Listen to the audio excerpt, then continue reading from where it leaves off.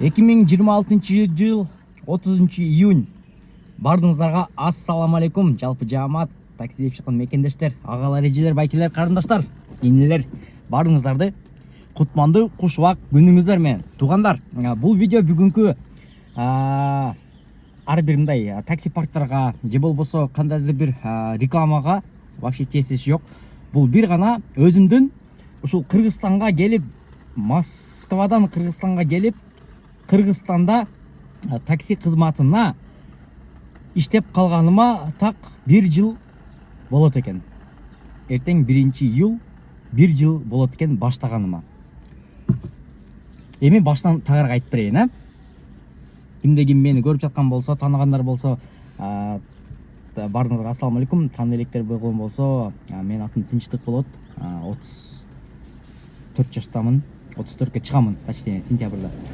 Анан бул видеону мен неге тартып атамын, ким, каяктан, эмне болгон деген вопростор пайда болуп да по-любомучу. Просто мен бул видеодо бүгүн рахмат айткым келди. Рахмат айткым келди ушул көрүп жаткан зрительдерге, каналга подписка болгондорго, негизи эле комментарийде жаман жакшы советтерди айтып колдоп койгондорго баардыгына рахмат айткым келди. Мен ошол Кыргызстанга келгенимде албетте жанагындай жумуштарга аракет кылып көргөнмүн, негизичи. Ал жак бул жака барып көргөнмүн, бирок жанагындай ответтерди укканмын да. Связь керек, анан кийин опыт керек депчи. Ал жак бул жактарды айтып, анан кийин короче не кыламын деп турган кийин үйдө жатканмын. Июнь ичи почти жатып туруп, анан кийин биринчи очередь мен өзүмдүн рахматымды Баястанга айткым келет. Бардыңыздар билесиздер, Кыргызстанда такси кылып жүргөндөр, не только Кыргызстанда, Россияда көрүп жүргөндөр, Баястано деген YouTube канал бар. Ошол Баястан мырзага мен рахматымды айтып келет, себеп дегенде ошо келип туруп Кыргызстанга келгенде Баястандан совет сураганмын да. Кандай кылса болот, не кылса болот, кантип баштасам болот деп сураганда, ал эринбестен бүт менин сообщенияма жооп берип, ушундай кылып баштасаңар болот, ушундай кылсаңар болот, силер Москвадан келиптирсиңер, силерге кичине мындайраак выгодныйраак болот, наркы берки кичине көрүп алганыңар жакшы болот деп мага өз советин айткан. Анан мен дал ошол Баястан айткан үчүн именно ошол этаптан баштадым да. Азыр айтып берем, баардыгын по очереди айтып беремин. Жана азыркы учурдан пайдаланып туруп Баястан сага чоң рахмат. Ушу сенин контентиңди көрүп, сенин советтериң угуп буйруса, мен азыркы учурда ушинтип отурамын видеодо сүйлөп. Так. Анда эмесе кеттик. Биринчи рахматым болсун Level таксопаркка. Level таксопарк бул деген жанагы сменный график предоставлять этип, жанагындай балдарга, адамдарга ушундай неме машиналарды берип, сменный график менен 12 саат иштеп, 12 сааттан кийин машинаны тапшырып, газын толтуруп, машинаны жууп тапшырып коесуң. Анан 30% алып калат, калган проценттер сеники болуп калат. Ошондой бир таксопаркка попал болгон себеби ошо Баястан мага айткан, ошол жака барып көр депчи. Анан кийин мен барып көрүп Баястандан келдим деген үчүн сразу эле жанагындай депозит сураган, бирок сразу табып берген да, машиналарды табып берип, нифига себе деп туруп, ошентип баштап калган жумушту. Ошентип где-то бир 1,5 жума, 2 жума иштедим окшойт. Эртең мен саат 7де турам да, биякта согулуп ишенем да. 9 ал жака барып калам, эмеге, ТЭЦ жака барып калам, анан кийин ал жактан саат 8:30 машинаны тапшырып туруп, расчет кылып туруп, ошо 1,5 миң, 2 миң иштейт болчумун.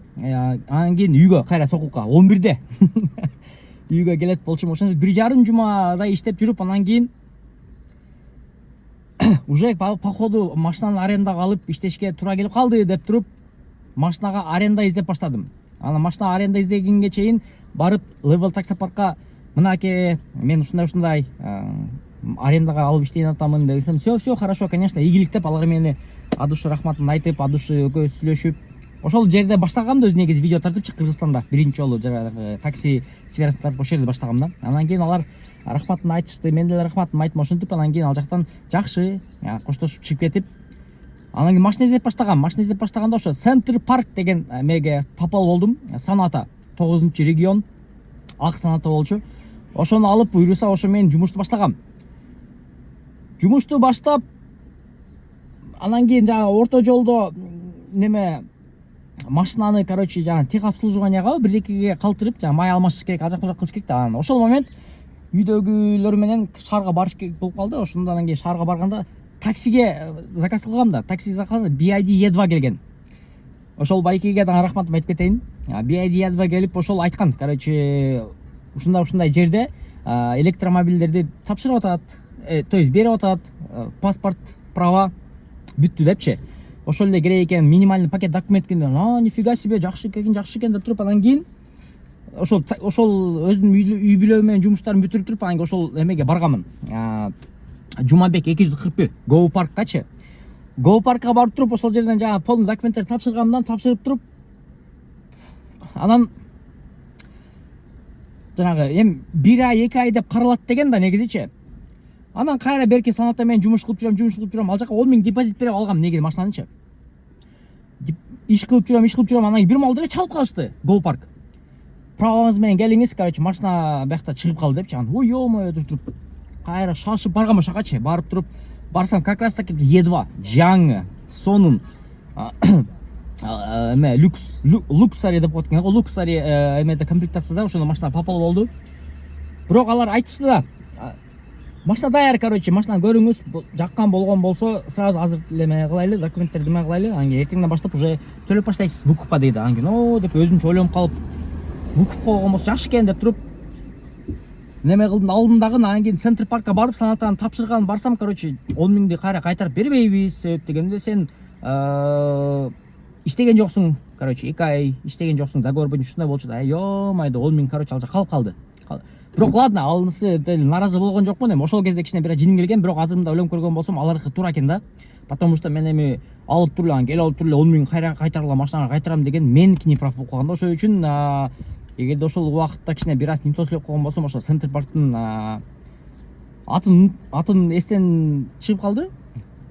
Ошол байкеге да рахматымды айтып коеюн. Рахмат сизге. Ушинтип ошол кезде бренди жок машинаны, эң жакшы машиналардын бирин мага бергениңиз үчүн сизге чоң рахмат айтып коеюн дедим. Ошентип машинаны тапшырып туруп, анан кийин эмеге барам. Кайра Go Park'качы. Go Park'ка туруп, берки E2-ны минип туруп, өзү жапчаң машиналар деп кетип, ал мен иштеп баштадым. Былтыр болчу, как раз таки бир июлдун аяктары экен, по-моему, где-то ушундай керек. Анан заказ анча эмес болуп, короче, мындай көп деле иштей албадым да. Анан кийин кичине мындай арзаныраак машина алайынчы, E5 алайынчы деп барсам, короче, мага E2 чыгып калды. E3 чыгып калды. E3 чыгып калды. Ушуну мен анда 1,5 миңден ушундай всё деп туруп, ошо E3 минип жүрөм. Анан жанагы былтыр ушуну бир аз мындай ДТП болуп калып, ошо ДТПнын аягынан кичине бир мындай кыйынчылыктар болуп калды. Анан кийин барып E2-ны тапшырган кезде мага кайра машина бере албай калышты. Себептен бош машина жоп болуп калды. Анан кийин ё-май, не кылам эми деп туруп отуруп, анан кийин ал жак машинаны тапшырып, как раз таки ушу Go Park'ка чоң рахмат, ыраазычылык сизге, тазим. Ушинтип машина бергениңиздер үчүн чоң рахмат айтып коеюн дегем силерге дагы.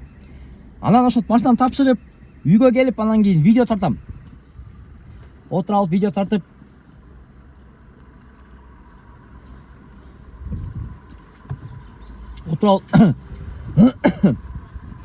видео тартам дагы.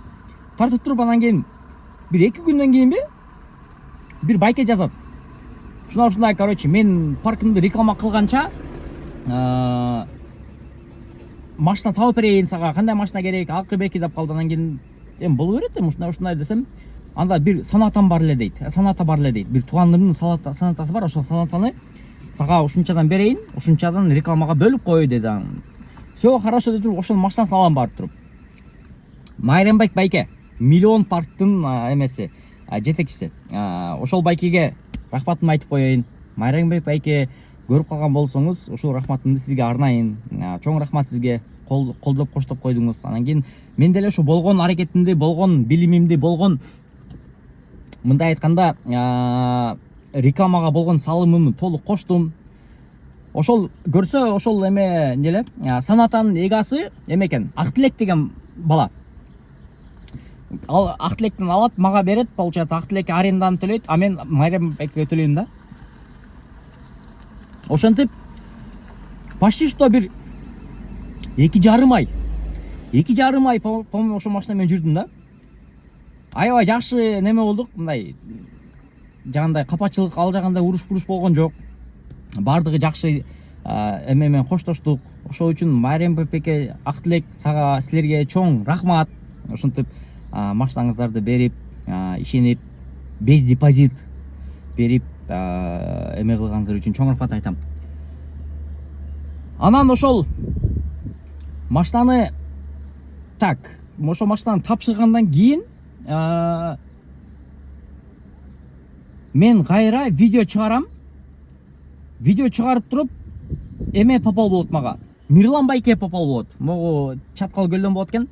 Видео чыгарсам ошол Байке чыкты. Короче, ушундай машина бар, наркы берки, ушунчадан берейин, ушунчадан алал, ушунча айда деп анан все хорошо деп туруп ал менен сүйлөшүп туруп анан кийин машинасын айдап 1-2 күн айдагандан кийин эле, короче, берки видеодон мурда тарткан видеодон бир бала чыгат магачы.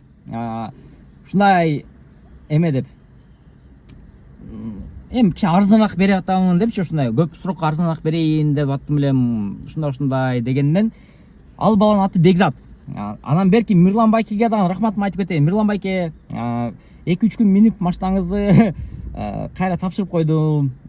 Сизге бир аз эме болуп калды, мага дагы мындай кичине жакшыраак предложение чыгып калды, ошол үчүн тапшырып койдум. Ошол үчүн сизден кечирим сурайын дагы, жана сиз мага берген убактыңызга рахмат айтып кетейин. Анан берки санатан берген бала Бекзат деген бала. Бекзат деген бала берип машинасын экөөбүз сүйлөшүп, жакшы эле сүйлөшүп, по-моему, машинасын 3 айга договор түзгөнбүз, бирок мен 2 айда эле кайтардым. Кайтарган себебин азыр айтып берем. Ошол машинасын минип жүрүп, ал жак бул жагын как положено арендасын төлөп, как положено сүрөт тартып, полностью эле жүрдүм. Анан кийин машинасын тапшырар кезде ходовка полный кылып бересиң, себептен ходовка кыйшыйып калыптыр. Короче, проблема болуп калды деп мага айтты да. Анан мен ага чейин ал мага айтканда ходовканы текшерип кел депчи. Анан мен барып Кудай берген баргам, көтөрдү, подъемдон көтөрүп жагандай текшерип нормально экен, зыңк экен деди да магачы. Анан мен ошентип айтып бардым да. Зыңк экен, нормально деди десем, деп туруп эле алып калды. Анан бир 5-6 күндөн кийин жазып атпайбы. Короче, арканкы дөңгөлөктөр ушундай болуп атат. Неме кылайлык, хотя бы бир мындай 7 миң акча бериңиз.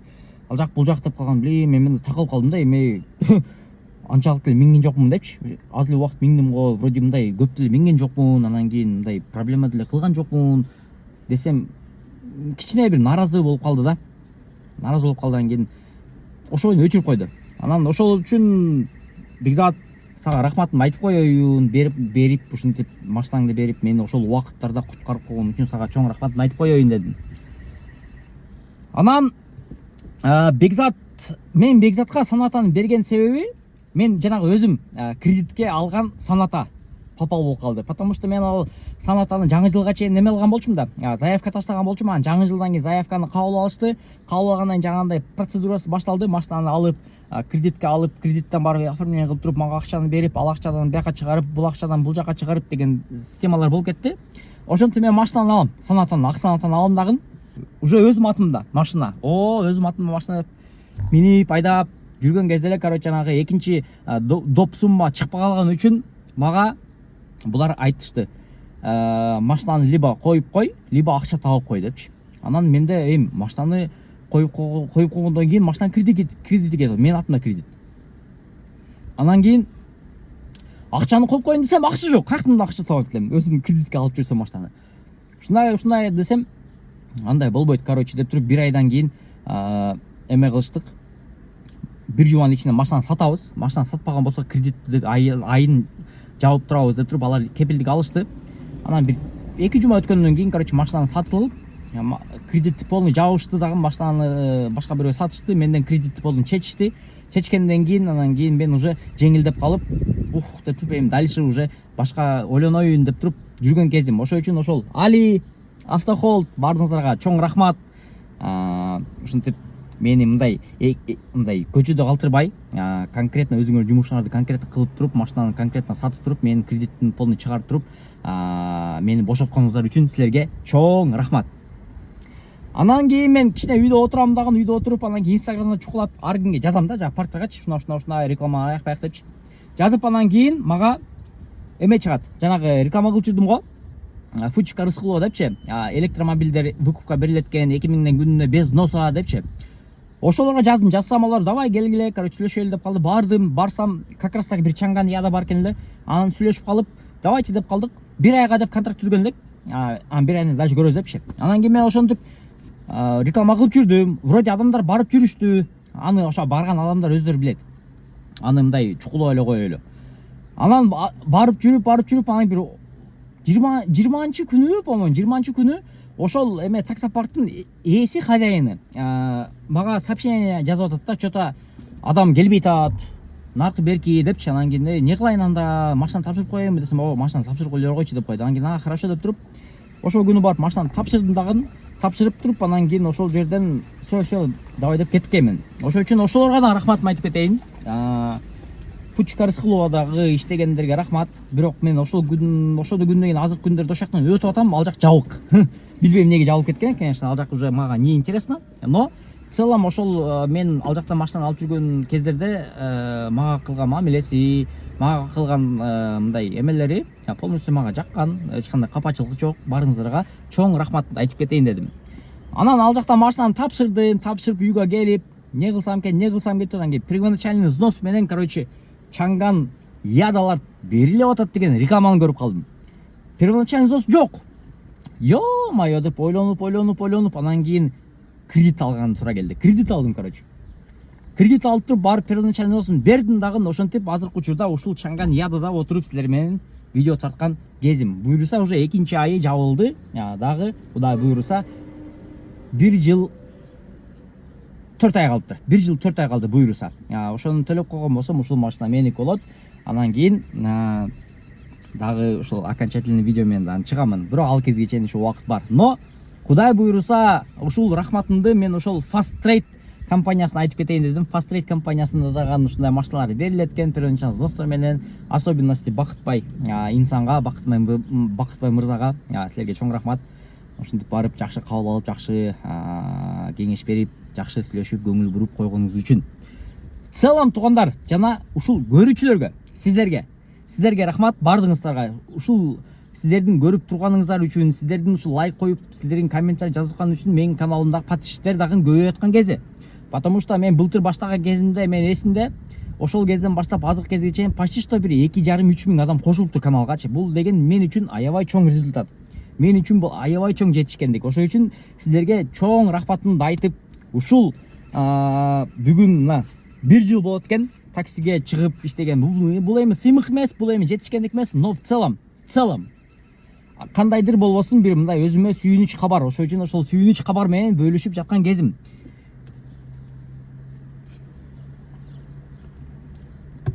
Ошол сүйүнүч кабарымды сиздерге бөлүп жатканым үчүн, сиздер ушуну көрүп жатканыңыздар үчүн сиздерге чоң рахмат айтып кетейин дедим. Потому что рахмат чын жүрөктөн чыгып жаткан сөз болгон үчүн дагы бир жолу сиздерге чоң рахмат. Видеону көрүп, каналга катталып, дальше буюрса дисциплина менен эртеңден баштап сменага чыгып баштайбыз. Сиздердин жардамыңыздар менен, сиздердин колдооңуздар менен сиздерге жакшы контент, сиздерге жакшы бир компанияларды, жакшы парктарды сунуштаганы аракет кыламын. Туугандар, барыңыздарга дагы бир жолу чоң рахмат. Сиздер менен Тынчтык Go YouTube каналы.